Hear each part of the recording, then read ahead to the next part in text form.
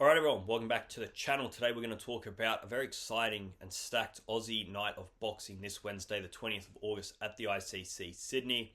It is Nikita Tszyu taking on Luzim Ismaili and Michael Zerafa taking on Mikey Dorman, plus more Aussie talent. I was at the public workouts on Sunday, engaging with some of the fighters, having a look at what was going on. I posted some stuff up on my Instagram, so if you're not already following that, definitely get on there, have a look at some of the stuff I've been putting up there. But it's going to be a very good night of boxing, I do believe. Nikita Tszyu, he's going to be taking on Luzim Ismaili for the WBO Intercontinental Super Welterweight belt. Let's start with talking about Nikita Tszyu, someone that I enjoy watching because he brings a lot of definitely quirkiness, but talent, and his fights are always entertaining. He loves a brutal bloodfest of a fight. If you are familiar with Nikita Tszyu, or you see what he's up to on social media, he is definitely a quirky individual, lot of personality, but a hell of a fighter. And unfortunately for him, it's been almost 12 months since we've seen him in action.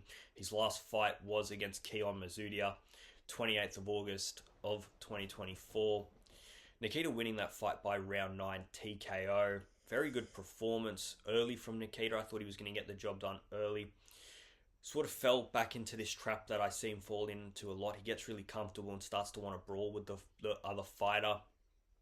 And I think he's so good technically that he doesn't need to do it, but he just enjoys it so much that he sometimes lets his emotion get a hold of him. Almost what we saw from Tszyu when he fought Bakram Murtazaliev. Just use your skill. You don't have to brawl with everyone. You don't have to eat the punches that sometimes you are eating. Just outbox him. And I believe Nikita could have done that on the night, but he likes to fight that way, and as long as it's working, I guess you can't really have any qualms. But I did see him eat a few shots against him and even Danilo Criati that I thought, as you move through the ranks, as you fight harder and harder fighters, more elite fighters, I worry that you're not going to be able to take those shots as easily. You will be able to take them from some people, but some people just have that power from the gods, and you're like, whew, this isn't what I'm used to fighting domestically within Australia. So I think he's got to watch that, because I think he has the skill set to outbox people. He doesn't have to get into a firefight every single time. But the reason we haven't seen him for nearly 12 months are reoccurring injuries delaying his return. I believe they are hand injuries.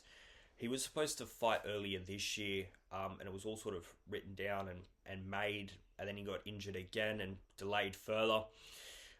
And then we come to this point, the 20th of August, and he's going to be fighting. I guess we'll see how the hands pull up after the fight and during the fight. We see how, like someone like Shakur Stevenson, I always worry when we watch him fight. It's like how the hand's going to hold up. We saw the left hand give way against Josh Padley.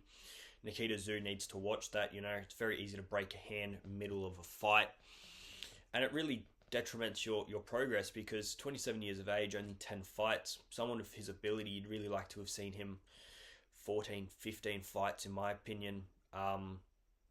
You're starting to get into your peak. You want to be 2-3 times fighting a year until you get to a world level where you might shorten it down to 2 times a year, but you're fighting higher level opponents. And I guess the way into that sort of area of fighting is to keep winning and to keep holding on to belts like this, the WBO Intercontinental Super Welterweight belt. Now he's coming up against Luzim Ismaili, 28-year-old with 12 wins to his name, 7 knockouts and 0 losses, Macedonian born but residing in Germany. For me, I'm going to say very similar things about him as I'm going to say about Michael Dorman when I talk about Michael Zerafa's fight. It's hard to gauge this opponent's level. Now, why I say that is because not much footage out there, and the only thing I can really go off is his record. Now, his record, 12 wins, 7 knockouts, 0 losses, looks impressive. I guess when I sift through it and look through the opponents that he was fighting, we're talking about, these were his last 4 opponents' records, going from most recent to least recent. So His last opponent, 31 wins, 11 losses, 1 draw. 8 wins, 52 losses, 3 draws. 11 wins, 27 losses, 2 draws. And 5 wins, 36 losses, and 3 draws.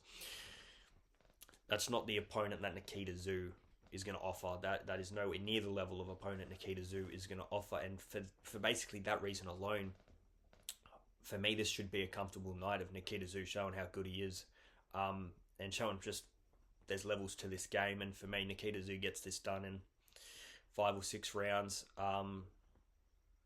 If he really puts his mind to it and his hands hold up and everything else, I think it'll be a very good night for Nikita Tszyu. No offense to Ismaili, I can only go off what I can see.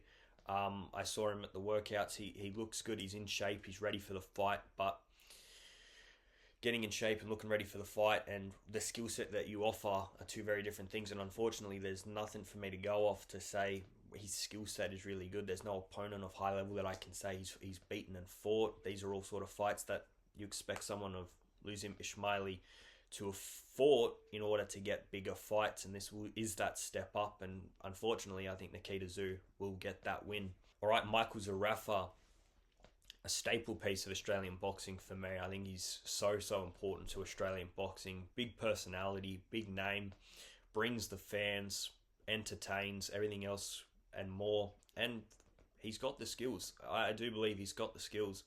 33 years of age now. He's searching for a world title. He wants a world title. I know that for certain.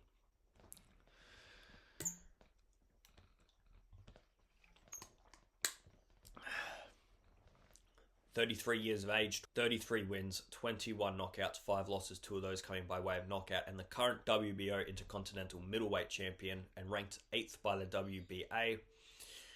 He's on a hunt for a world title, and in a middleweight that, for me, it's not filled with talent. For me, it's not.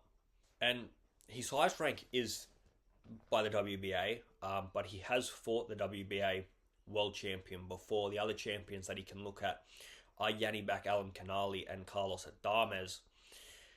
So let's talk about his recent performances, and why don't we start with the current WBA champion. Now, Zerafa fought the WBA champion Erislandy Lara last year, March 2024. That was on the Tszyu Fundora 1 undercard. And Erislandy Lara, all credit to him, at 40 years old, 41 years old at the time of that fight, stopping Zerafa in the second round. Great jab with the right, overhand left, right on the button, finishing the fight in brutal fashion. And against Zerafa, who I do believe is a very good boxer. Zerafa just got found out on that night, and for me, middleweight isn't stacked with talent. I think the champions are good. I think Carlos Adames is very good, and I think Yanibek Alimkhanuly is very good. But in terms of depth of the division, there's lots of fights there to be had that I think Zerafa can get through to get himself another world title fight. Whether he gets thrown into another WBA world title fight without being ranked 1 or 2, I'd be very surprised. Whilst Erislandy Lara is the champion, because you'll just look back at last year, what happened, and that'll be all she wrote. But Michael Zerafa, he is hunting a world championship, and so far, since that Erislandy Lara defeat, he has been doing the business. He gets a fight against Tommy Brown. That fight doesn't go the way that Zerafa wants. Zerafa wants to get in there and get a big statement win. Tommy Brown gets injured within the first round and retires hurt. Zerafa gets the win, but not the way he wants. Gets another chance to show how good he is again. Gets a fight against Bessie I in March of this year. Wins emphatically, round 7 TKO, and it was a very good performance. A very good finish from Zerafa, and all of a sudden, we're back in that conversation, especially within Australia. Where can we see Zerafa? Obviously, all the chat is Zerafa versus one of the Tszyu brothers. For me, it's a big money fight. In terms of taking one of those fights on your route to a title, I think there's different ways, especially with him being a middleweighter, and the Tszyu brothers being welterweighters, super welterweighters, that is. It's not a big jump in weight, but it's still, you're not fighting within your division. I think there's easier fights to be made within your division. So Let's talk about Michael Zerafa's opponent. Michael Zerafa will be taking on Chicago-born and raised Mikey Dolman, 33-year-old, with a record of 18 wins, 16 knockouts, 1 loss coming by way of knockout. He can finish a fight, give him that.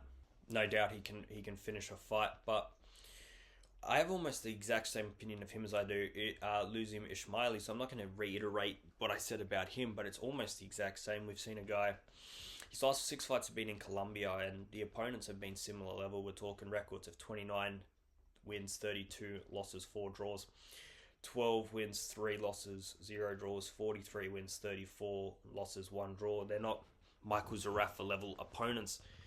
And Michael Zerafa, you look at some of the opponents he's been in there with, whether he's won or lost, he's gained a lot of experience over his long fighting career. We're talking about fights against Kell Brook, Anthony Mundine, Jeff Horn, Erislandy Lara. These are all names that are champions, former world champions, and good fighters. And Michael Zerafa he hasn't won them all, but it's that experience and that know-how and that level of confidence Michael Zerafa has. And for me, this fight ends in a stoppage. I think Mikey Dolman can take a lot if he goes and watches Erislandy Lara's fight against Michael Zerafa, saying, I'm a big hitter. I know how to knock people out, and that'll be his route action. For me, Michael Zerafa, he's not got a lot to go off, so he's going to have to figure out Mikey Dolman early, but for me, Michael Zerafa should be able to outbox Mikey Dolman and win this fight. He's going to have someone coming at him, I think, all night. And there'll be openings there for Zerafa to get the finish. And for me, Zerafa, round 7, round 8 victory for me. Unless he gets caught by Mikey Dolman. And like I said, he's got the power. It'll be whether he can put it together on the night.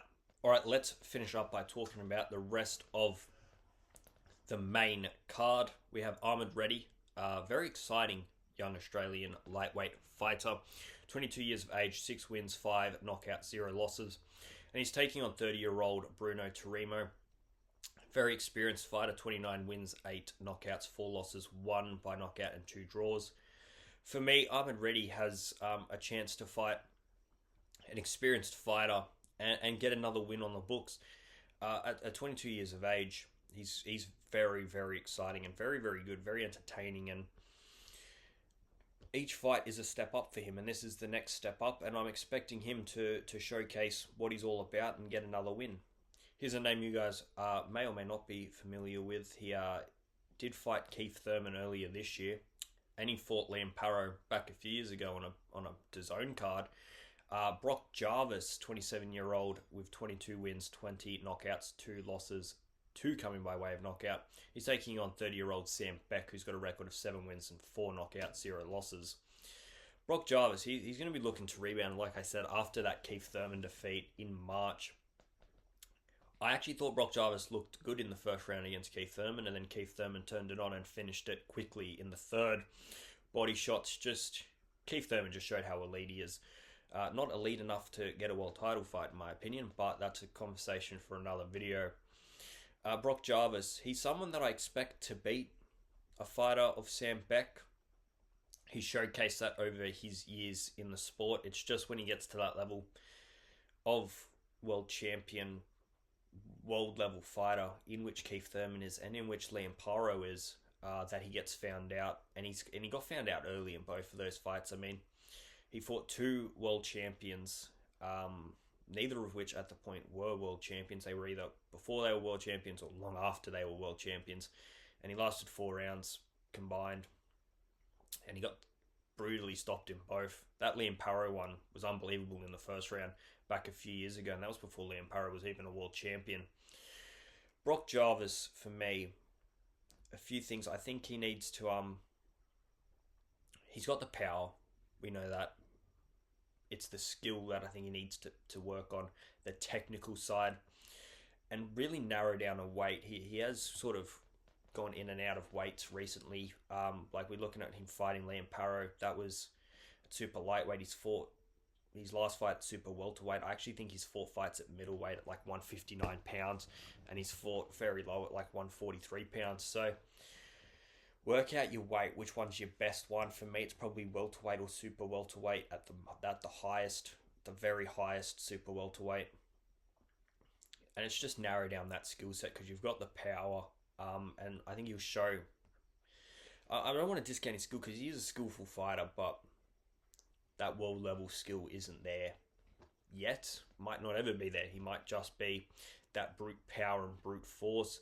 But we saw him try and use that brute force against Keith Thurman, and unfortunately it didn't work. Keith Thurman showed more power and more skill to pick apart Brock Jarvis. But in terms of this fight, I do expect Brock Jarvis to move to 23 wins and 21 knockouts with a stoppage over Sam Beck.